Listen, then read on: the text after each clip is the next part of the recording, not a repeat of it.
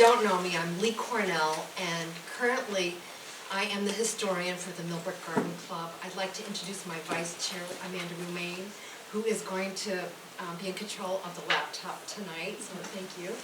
The next slide, please. Last summer, Amanda and I presented to the Millbrook Historical Society the first donation of our archives. It contained the original documents from the founding documents. I'd like to thank the Millbrook Historical Society for caring for our documents and our club's long and rich history. I've heard it said that people die 3 times. The first time is their physical death. The second time is the moment that the last person that they knew died. And the third death is the last time their name is spoken. Tonight I'm going to say all these people's names aloud so that they and their stories continue to live. All of these people and many, many more touch the life of Helen S Thorne, and many of them are part of Millbrook's story too. Helen Seymour Stafford was born September 11th in 1866 in Louisiana. Her father is Isaiah Stafford and her mother is Margaret Smith. By the age of 5, her mother dies, and at 10, her father dies, and she's left orphaned. Young Helen moves to St. Louis to live with her uncle, Dr. D.S.H. Smith. Now I can't read it. Now your guess is whatever it is that you said. Now you can't fall asleep. What would lead a 22-year-old orphan living in St. Louis, Missouri to meet and marry a 22-year-old Oakley Thorne living in Millbrook, New York? How did all those stars align?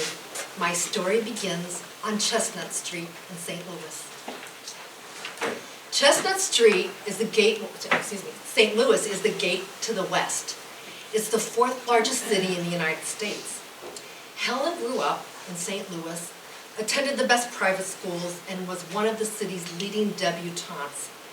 The house that she grew up in was located on 3010 of Chestnut Street, and this would have significance later in our story. More railroads converged in St. Louis than any other place in the country, and it turned out that Helen's uncle, D.S.H. Smith, was a railroad man. Not just any railroad, but the Missouri Pacific Railroad. It was the largest and most profitable railroad in St. Louis and controlled approximately 10,000 miles of railway, which was 1/2 of the railway miles in the Southwest. Helen's uncle was senior vice president of the Missouri Pacific. He was joined at the Missouri Pacific with 2 other individuals that will play a critical role in bringing Helen Stafford to Millbrook. The first was Richard Hayes, the president of the Missouri Pacific, who served with distinction as captain in the Union Army. He owned a country estate in Millbrook, which he named Barrycroft. That was located across the street from Thorndale. As an aside, a portion of the original Barrycroft estate is currently owned by Deborah and Jonathan Landman, who have retained the original estate name. Captain Hayes's young Millbrook neighbor, Chester Thorne, who had recently graduated from Yale in an engineering degree, asked Hayes if he could work for him in St. Louis. Chester was the older brother of Oakley Thorne, who resided in New York City and in Millbrook. When Chester arrived in St. Louis, he rented a house at 3526 Chestnut Street, which is just a few doors down from Helen Stafford's residence. Once Chester was introduced to Helen, the stage was set for her eventual introduction to Millbrook. In 1888, Richard Hayes invited Helen Stafford and her uncle to an extended house party at Barrycroft. Chester Thorne had informed his younger brother about the charming Southern belle, and all 3 gentlemen were hopeful that the couple would hit it off. Clearly, this was love at first sight. This early photograph of Thorndale is what Helen would have seen when she first met Oakley. A year later, Miss Helen Stafford becomes Mrs. Oakley Thorne in a wedding that the St. Louis Society pages called brilliant. The wedding attracted much attention from New York society. Oakley's best man was his oldest brother, Thomas. After the wedding, the bridal party repaired to the home of Dr. D.S.H. Smith on 3014 Chestnut Street, where a reception was held.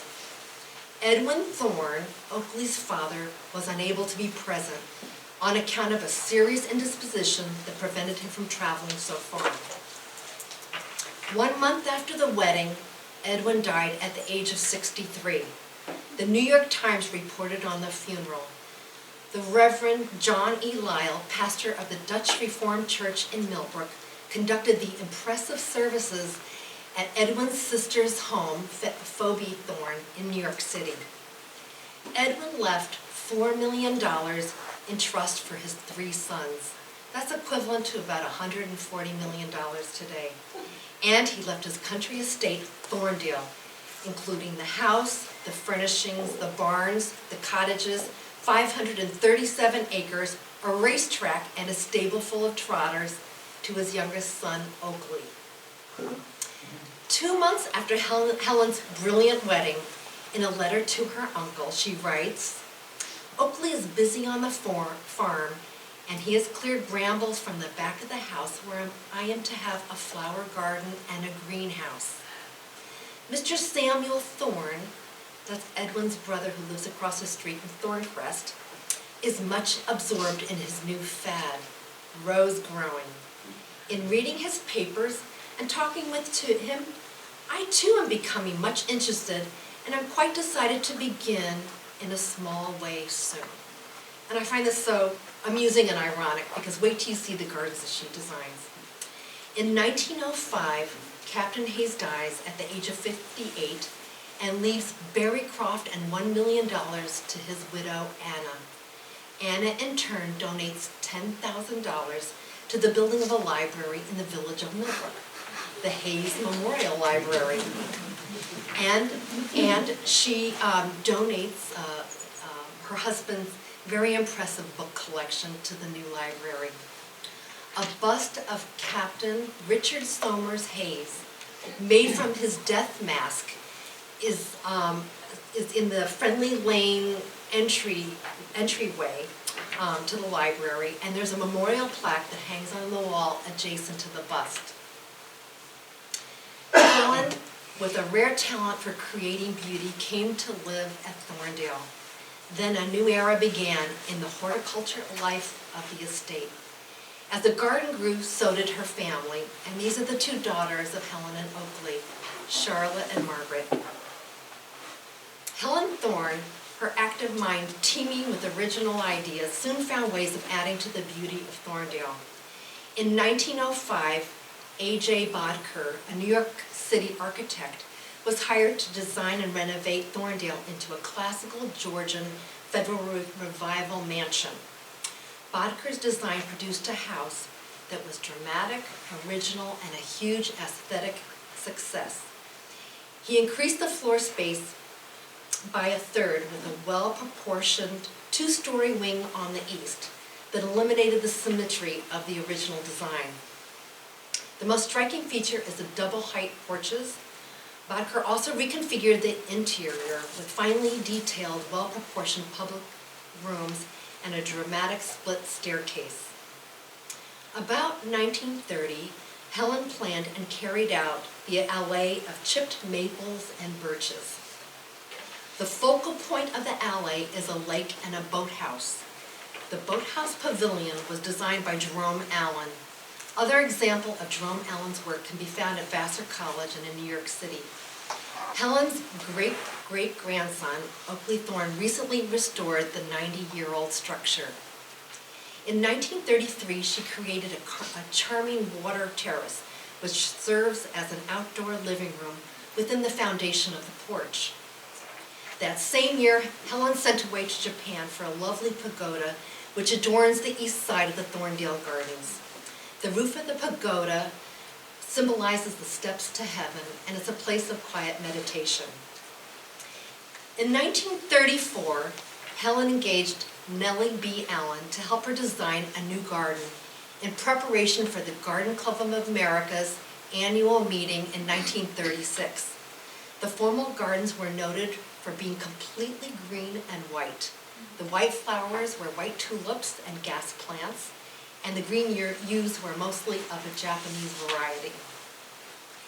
Nellie B. Allen was also from Missouri. After divorcing her husband, she enrolled in the Lothrop Landscape Design School for Women. She opened her practice in New York City, specializing in knot and topiary gardens. She designed a parterre garden for the 1939 New York World's Fair, the Bishop's Garden at the Washington Cathedral, and she had many private clients, including John Henry Hammond, Isabel Dodge Sloan, Anne Morgan, and Helen Thorne. Helen also hired Marion Kruger Coffin. Coffin enrolled in MIT as one of only 4 women in the architecture and landscape design department. It was considered almost matrimonial suicide for a woman to enter any profession, especially a woman of her class. She was no stranger to landscape design. Her uncle Benjamin Church worked under Frederick Law Olmsted with the creation of Central Park. She started out designing suburban gardens in Long Island. By 1920, she was one of the most sought-after landscape architects in eastern United States. Coffin's clientele included some of the most wealthy and famous families in the country, including the Fricks, the Vanderbilts, and the DuPonts. I was told by a family member that Oakley presented Helen with a golden whistle on their 50th wedding anniversary so that she could whistle to him from the house that it was lunchtime when he worked in his home office in a building that was located far, like in the expanse of this garden. In the 1990s, the Garden Club of America engaged in a massive project to collect all the garden photographs that have been taken by their membership for the past 70 years. With the Smithsonian Institute, they formed the Smithsonian Institute of American Gardens. Over 100,000 images, many of them original glass lantern slides, were donated at the time. GCA clubs, including the Millbrook Garden Club, continue to document and add gardens to the collection. This way, current and future researchers can study the design and plant material from long-gone gardens. The Smithsonian described the Thorndale lantern slides with a quote. It was the late Mrs. Oakley Thorne who was responsible for the planning and planting of Thorndale's gardens, which for many years are listed as the most beautiful in the world. The garden has been featured in Garden Magazine in 1921, House Beautiful in 1933 and 1949, numerous articles by the Garden Club of America, the book Golden Age of Gardens, written by Harry Abrams, and a book, Treasury of American Gardens, published by Harper's Brothers. 40 glass lantern slides taken of Thorndale were donated by the Millbrook Garden Club to the Archives of American Gardens. The Millbrook Garden Club was founded in 1914 to stimulate the knowledge of horticulture and gardening, and they joined the national organization, the Garden Club of America, in 1915, making it among the first GCA clubs.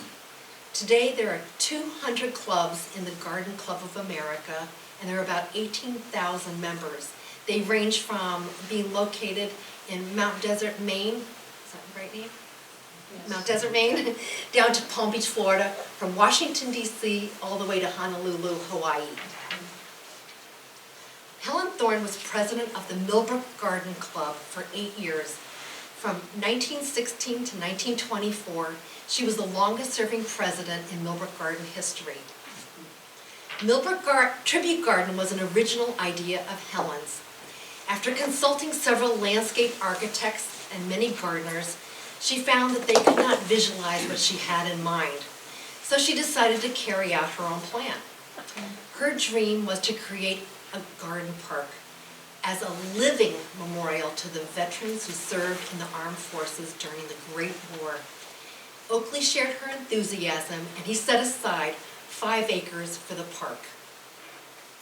The inscription on the pillar reads, "This garden was created by the Millbrook Garden Club and planted with trees, shrubs, and flowers native to our country. It is dedicated as a tribute and memorial to the soldiers and sailors who went from the township of Washington to the World War 1917-1918. Unfortunately, it took another 100 years for gardeners to once again advocate for native plants. This plaque was presented to Mrs. Oakley Thorne by the grateful residents of the village of Millbrook. It's on the back of one of those pillars, and unfortunately, it's blocked from view by a very bushy native shrub. According to Millbrook Garden Club oral tradition, there was a power struggle between Mrs. Thorne and Mrs. Flagler. Mrs. Flagler had an obelisk designed as a memorial to those who had died in World War I. It was Mrs. Flagler's intention to have it placed at the entrance to the tribute garden. Mrs. Thorne's vision for the garden was that it was a living tribute, a living garden where children would be welcome to play and adults could stroll. Perhaps it was literally Mrs. Thorne's way or the highway, because Mrs. Flagler's monument is placed on the intersection of Route 343 and Old Route 82, you know, the roundabout that confuses everybody from out of town. In World War II, Helen and Oakley acquired the old railroad station property and converted it into the village green as another living memorial to the veterans of World War II. Flower shows and workshops, which included horticultural specimens and floral arrangements, were held regularly in members' homes, at the Thorne Memorial Building, at Grace Church, and at the YMCA. The gals had fun too. Members' hats were artfully decorated using garden vegetables. This lovely photo was donated to the Millbrook Historical Society in 1984 by Carmen Nardone when he was 95 years old. The caption on the back says, "Garden Show at Thorndale, 1940. The local ladies helped the garden club put on the show." In 1917, Helen and Oakley purchased La Tijus in Montecito, California, as a winter respite from Millbrook's long winters. Inspired by their travels to Italy, Oakley and Helen hired architect Francis W. Wilson to restyle the house into a Renaissance villa suitable for 20th century California living. The inner courtyard is the heart of the house, and it retains even to this day the electric retractable glass roof first installed by the Thornes. Helen viewed the beautiful property as a new canvas for her highly cultivated landscape and horticultural talents. At Las Tijas, she created a magical paradise with cascading gardens and water features. The rococo curves of this water chain are softened by yew hedges. The curves then contrast with the rectangular pool below. Helen traveled far and wide in search of beautiful and timeless sculptures for her garden. Here is a marble statue of Kuan Yin, which to this day resides in the arcaded tea pavilion overlooking the pond. 55 glass lantern slides of La Tijas were donated to the Smithsonian by the Millbrook Garden Club. Archival photos like this one, taken in the 1920s, were referenced when the current owner set to restore the gardens. Ralph Stevens, son of a local Montecito, California nurseryman, assisted Helen with her designs. He is known for the massing of flowers for a dramatic look. Here's another example of Ralph Stevens' design influence. That's beautiful.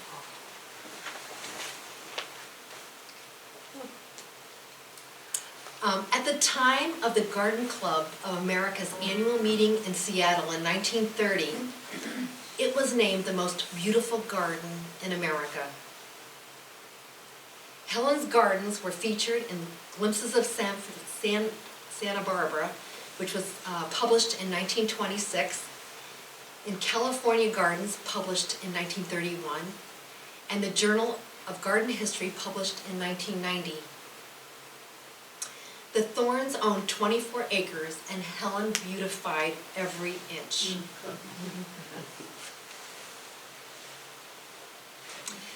Las Tijus was featured in a Town and Country magazine article in 1930, a garden known from coast to coast. Helen's gardens also appeared in Louise Shelton's book, Beautiful Gardens in America, 1924, and the book, California Gardens, Creating a New Eden, published in 1994. But sadly, after 25 years in California, Helen and Oakley felt they must leave their piece of Xanadu. They were badly shaken by the attacks on Pearl Harbor in December 1941. They were concerned that California would be the next hit. They sold their property for a mere $40,000 to Caroline and Frederick Ledbetter.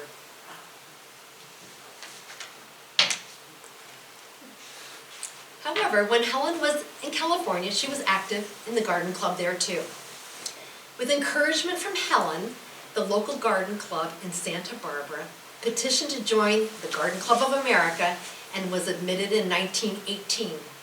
After World War I, Helen recommended that the Garden Club of Santa Barbara plant an olive grove in the historic Mission Park to commemorate those who had served in the war.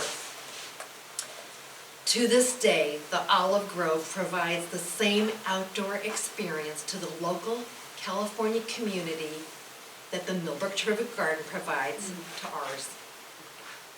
In an early history of the Garden Club of America, it was written, 1930 annual meeting on the West Coast shines like a star in garden club history. The Golden West has its own meeting now to the GCA. How can we ever thank Mrs. Thorne for California? Conservation was a novel idea at the time the Garden Club of America was founded in 1913. It is a credit to the imagination of the founding members that preservation of our natural resources should be a priority. Helen inspired the Garden Club of America's concern for public lands. On the train trip to the 1930 annual meeting in Seattle, Helen described her ambitious plan to raise money for the purchase of redwood forests.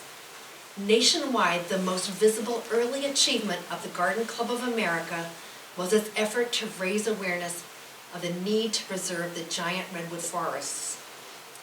Helen Thorne spearheaded a project after seeing firsthand the devastation by loggers, the building of concession stands and motels, the littering of roadsides, and the proliferation of billboards. When she became interested in the Save the Redwood League, this project received the full benefit of her leadership and financial support. She helped the Save the Redwood League convince the California legislature to match any donated private funds toward the purchase of redwood forests. Helen Thorne became the Redwood Grove's prime financial benefactor. Along with GCA members, Helen formed the Redwood Committee, which launched the first formal fundraising campaign for these trees. She raised a total of $150,000, which is equivalent to $3.2 million today. She was so determined to make sure the redwood groves would be protected, she hired Frederick Law Olmsted Jr. to make recommendations for the future. The GCA is credited with the preservation of the largest tracts of redwood forests in California. Ultimately, 17 groves and over 5,000 acres were preserved by the GCA. At the dedication ceremony in 1935, Dr. Aurelia Henry Reinhardt gave the address. Reinhardt's speech was printed in a book, and the dedication reads, To Mrs. Oakley Thorne, whose power to see and to make others see the unmatched beauty of primal nature has made possible the preservation of a California forest. Helen dies in 1952 at her daughter's home in Montecito, California. Following her death, the Garden Club of America wrote the following in their club history. The Millbrook Garden Club commissioned the Mrs. Oakley Thorne Medal in honor of her important role in every major accomplishment of the GCA. One of the founders of the Garden Club of America, she was made honorary vice president for life, the only member given that honor in the GCA's 110-year history. She would have been made president of the national organization if she had resided in New York during the winter.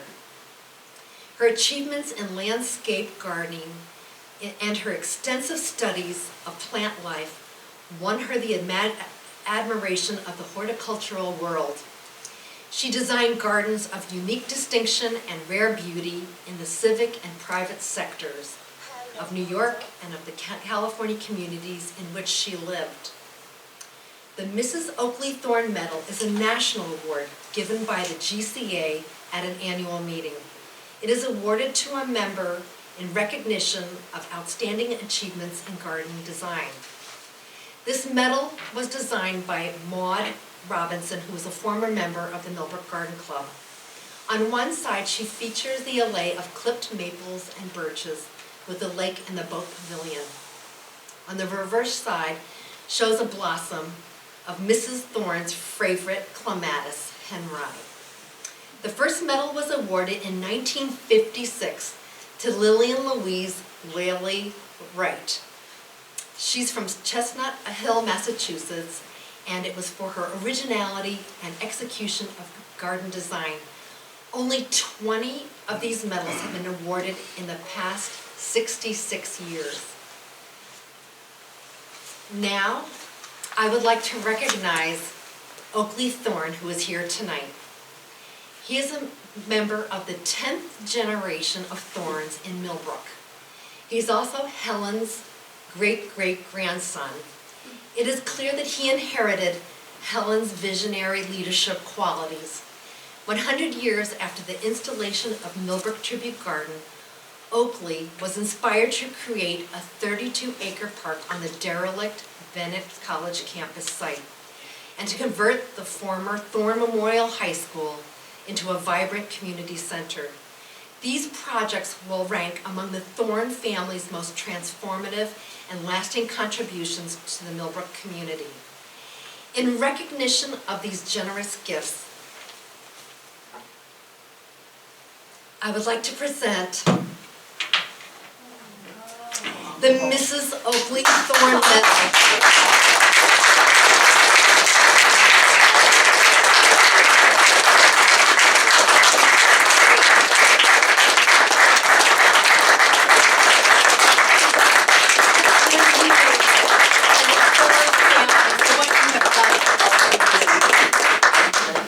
Helen would be very, very proud. Thank you.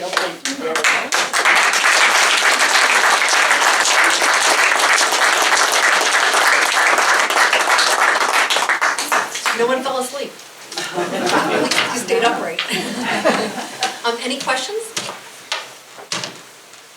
Margaret? So, what was Helen friends with John Burroughs when she was here, and then was she friends with John Monroe when she was in California? So, when Helen was president of the Millbrook Garden, this goes back to 1924, she recognized that Millbrook Garden Club could no longer be sustainable just being confined to the Millbrook locale. So it was under her leadership that she broadened the garden club to a 40-mile radius, which brought in people from Amenia and Lakeville and Sharon and Rhinebeck, and it really made a lot of dynamic changes to our club. So one of our early garden club members was Joel Spingarn. He was the second owner of Troutbeck. The first was Myron Benton. So it was during Myron Benton's years at Troutbeck that John Burroughs was a frequent visitor at Troutbeck. So when she was president, that's when Joel Spingarn would have been the owner of it. But Joel Spingarn, he was famous for his clematis collection. So it's interesting that the medal has a clematis on the bottom. He was recognized as having the world's largest collection of clematis.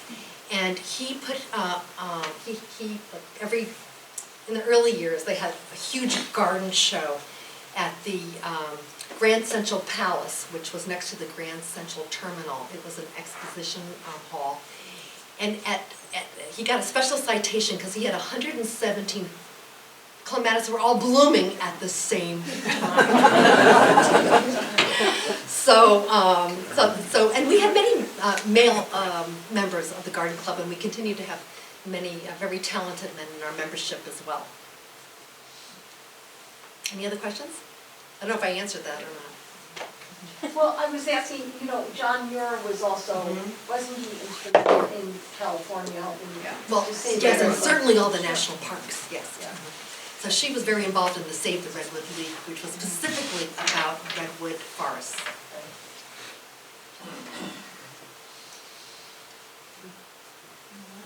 Well done. Good job.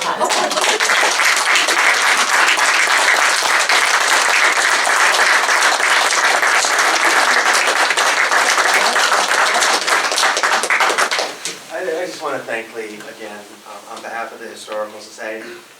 She's been working on this talk for months, as some of you probably know. And like any good researcher, she went down every rabbit hole. I mean, every little Just ask my topic husband. that came up. I was like, Jim, She guess what? I followed just that learned this. Oh, Jim. And so what she presented here tonight was fascinating. Probably represents a relatively small percentage of everything she's learned doing research over the last couple months. So let's give Lea another round of applause.